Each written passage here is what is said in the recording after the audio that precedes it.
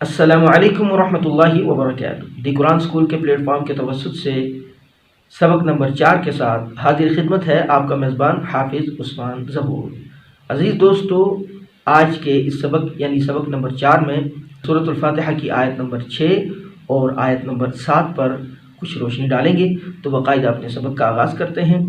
اعوذ باللہ من الشیطان الرجیم، رب اشرح لی صدری ویسر لی امری واحلل عقدۃ من لسانی یفقهوا قولی رب زدنی علما۔ بسم اللہ الرحمن الرحیم۔ حمزہ ہا زیر اہ، دال زیر دی، اہ دی، نون صاد زبر نس، قاد زیر صی، اہدنا الصی، را الف زبر را، اہدنا الصراط، قال لام زبر قل، اہدنا الصراط، میم سین پیش مس، اہدنا الصراط المس، تا زبر تا، اہدنا الصراط المست، قاف یا زیر قی، اہدنا الصراط المستقیم، میم زبر ما، اہدنا الصراط المستقیم، آگے وقف، اہدنا الصراط المستقیم۔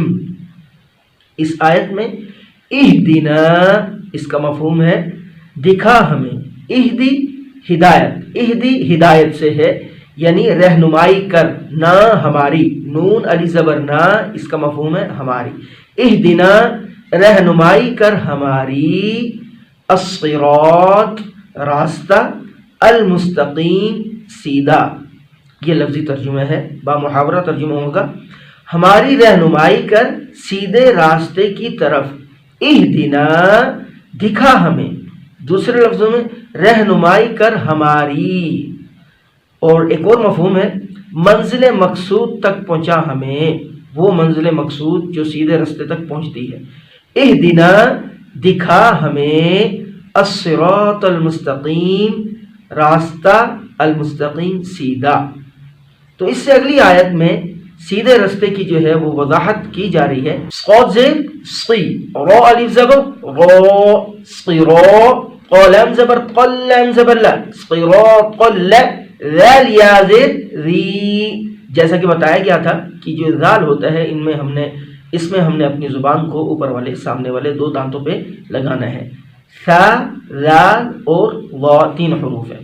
تو صراط الذی، نون زبر نہ، صراط الذین، حمزہ نون زبر ان، ان، صراط الذین ان، عین میم زبر عن، صراط الذین انعم، تا زبر تا، صراط الذین انعمت، عین زبر ع، صراط الذین انعمت ع، لام یا زبر لی، صراط الذین انعمت علی، ها میم زیر ہم، صراط الذین انعمت علیہم، اس کا مفہوم ہے صراط راستہ، الذین ان لوگوں کا، انعمت تو نے انعام کیا، انعمت تو نے انعام کیا، علیہم جن پر۔